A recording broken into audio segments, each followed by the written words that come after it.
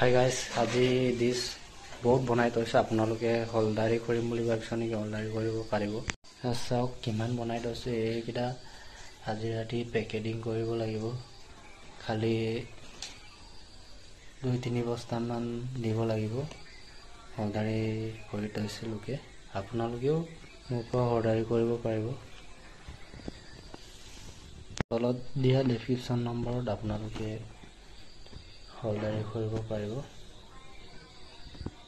Dish কেনেকৈ packeting কৰি আপোনালোকক দেখাই আছোঁ। এনেকৈ উত্তৰদাকে হিচাপ কৰিব লাগিব। লগতে এনেকৈ পলিথিন এটা ল'ব লাগিব।